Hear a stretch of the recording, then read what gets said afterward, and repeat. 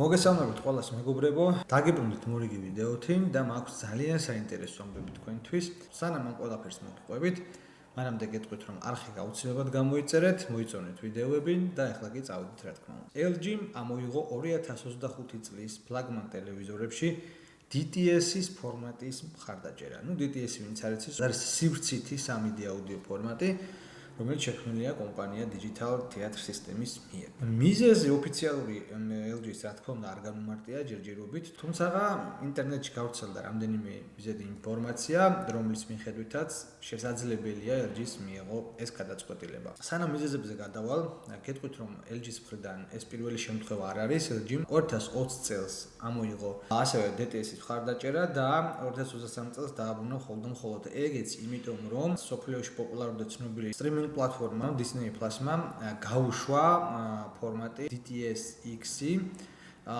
IMAX Enhanced-თან ერთად და სწორედ ამის გამო მოხდა რომ LG-მ დაუბრუნა თავის ტელევიზორებს DTS-ის მხარდაჭერა.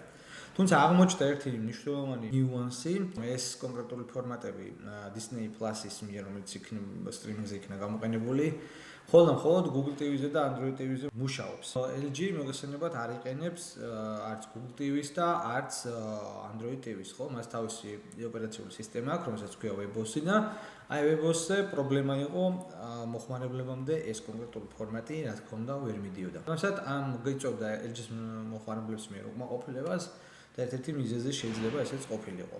მეორე მიზეზად რაც დასახელებული არის გამოცემებში არის ის, რომ LG-მ გამოაქვეყნა შიდა მონაცემები კვლევის სახით, სადაც ნაჩვენებია, რომ ტელევიზორების მომხმარებლები ყველაზე ნაკლებად იყენებდნენ სწორედ DTS ფორმატის აუდიო ფაილებს და ზოგადად ამ ფაილების გამოყენება იყო ძალიან დაბალ ნიშნებზე. მესამე თემას რაც შეეხება, ეს არის რომ LG უპირატესობას ანიჭებს Dolby-ის პროდუქციას, ამ შემთხვევაში საუბარია Dolby Atmos-ზე.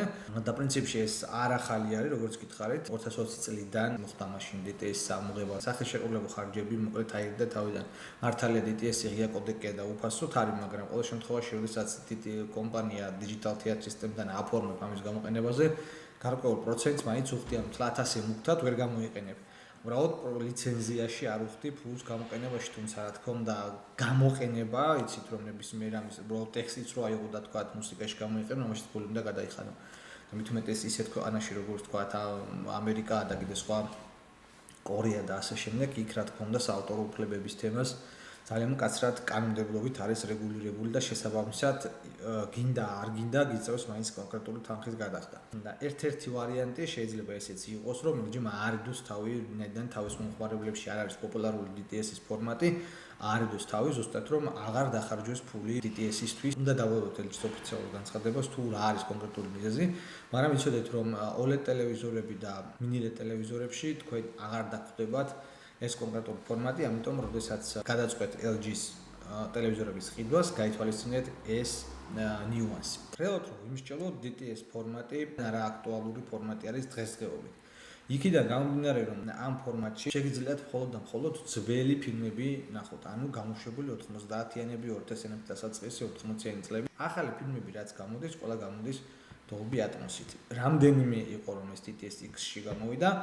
დანარჩენი აბსოლუტურად არ არის წარმოებაში DTS და ერთი-ორი ფილმი იყო კიდე ბოლო აწლეულებში, სადაც DTS HD Master Audio-თიც გამოვიდა, მაგრამ ეს არის იმდენად მცირე და შეიძლება ის ფილმი საერთოდ არ მოეწონოს კიდე უმრავლესობას, არ იყოს გაყიდვების ლიდერი. ამიტომ შესაბამისად ეს ფორმატი დღეს არა აქტუალურია. ერთადერთი დაზარალებული მხარე იქნებიან ის ადამიანები, ვინც კინომანები არიან, მათ აქვს დიდი კოლექციები, როგორც ახალი ფილმების, ასევე ძველი ფილმებისაც და მათთვის უბრალოდ იქნება დისკომფორტი, როდესაც ვეღარ მოისმენენ ამ ფორმატში აუდიოს.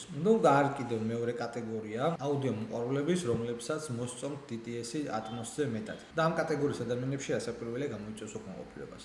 ხოლო იმ შემთხვევაში თუ თქვენ ტელევიზორს ხოდახოდ საეთეროდ იყენებთ, ანუ უყურებთ ტელევიზიას და მეც არაფერს, ამ შემთხვევაში გინდა გქონიათ ეგ ფორმატი, გინდა არა, თქვენთვის არაფერი არ შეიცვლება. გადავიდეთ შემდეგ სიახლეზე. გამოვიდა Amazon-ის მიერ დაანონსებული Alexa Plus-ი, რომელიც არის ხელოვნური ინტელექტი და ჩაშენებული უნდა იყოს Amazon-ის პროდუქტებში და წესით არიგით, როგორც ვირდებოდა Amazon-ი, გადაატრიალებდა ქვეყანას, გააკეთებდა ყველაფერს, ბავშვების გართობიდან დაწყებული, Uber-ით შეკვეთებით დამთავრებული, საჩუქრის არჩევაში მოგეხმარებოდა ბატონო და მოკლედ ძალიან მულტიფუნქციური უნდა ყოფილიყო. თუმცა სრული კრახი განიცადა იქიდან გამომდინარე, რომ მხოლოდ და მხოლოდ რაც შეუძლია ამ ეტაპისთვის Alexa Plus, ეს არის Uber-ის აპლიკაციაში თქვა შეკვეთა, მანქანად აღჭირდება თუ delivery-ის თემა, უკავშირდება Amazon-ის ტაბლეტებს, Echo Shows და მეტი სხვა არაფერი ფუნქცია ამ ჯერჯერობით არ აქვს. ნუ Amazon-მა განაცხადა, რომ ეს გამოწვეული იყო ტექნიკური ხარვეზის მიერ და გაშვებულთაც ყველა ქვეყანაში არ გაგვიშვიაო, შესაბამისად, უახლოეს კვირებში ისინი updates გააკეთებენ და მხოლოდ ამის შემდეგ იქნება ჩაშვებული. Prime-ის გამომწერებისთვის Alexa Plus-ი იქნება რა თქმა უნდა უფასო, მაგრამ თუ თქვენ არ ახართ Prime-ის გამომწერი, თქვენთვის $20 ეღირება თვეში. რაც შეეხება მესამე სიახლეს, ძალიან მნიშვნელოვანი ChatGPT, ეგრეთ წოდებული ჩაშენებული სურათის გენერირება გახადა უფასო. როგორც ChatGPT-ის წარმომადგენლობა იძახის, დღეში ლიმიტი არის 3 სურათი. თუმცა გეთ მომხმარებელს ქონა შემთხვევა, რომ დღეში 1 სურათზე მეტ არ უგენერირებდა. ნუ ასეა თუ ისე ყოველ შემთხვევაში ის რაც პრემიუმ პაკეტების გამოწერებისთვის იყო ხელმისაწვდომი, ახლა უკვე გახდა თქვენთვისაც ხელმისაწვდომი, ამიტომ შეგიძლიათ რომ ჩაშენებული ტიპის სურათები თავისუფლად დააგენერიროთ, თქვენ შეგიძლიათ ატვირთოთ თქვენი ფოტოებიც და გადაიყვანოთ სწორედ ასეთ ფორმატში. ანუ მარტივად რო თქვა, ანიმე სტილში შეგიძლიათ გააკეთოთ და დააგენერიროთ მათ შორის თქვენი ფოტოებიც და ნებისმიერ თქვა ტექსტური გენერაციითაც შეგიძლიათ რომ მსგავსი ტიპის ფოტოები გააკეთებინოთ ChatGPT-ს. დღეისათვის მეგობრებო, სულ ეს იყო. არხი გამოიწერეთ აუცილებლად მოიწონეთ ვიდეოები. მე კი მომავალ ვიდეომდე განშტობებით.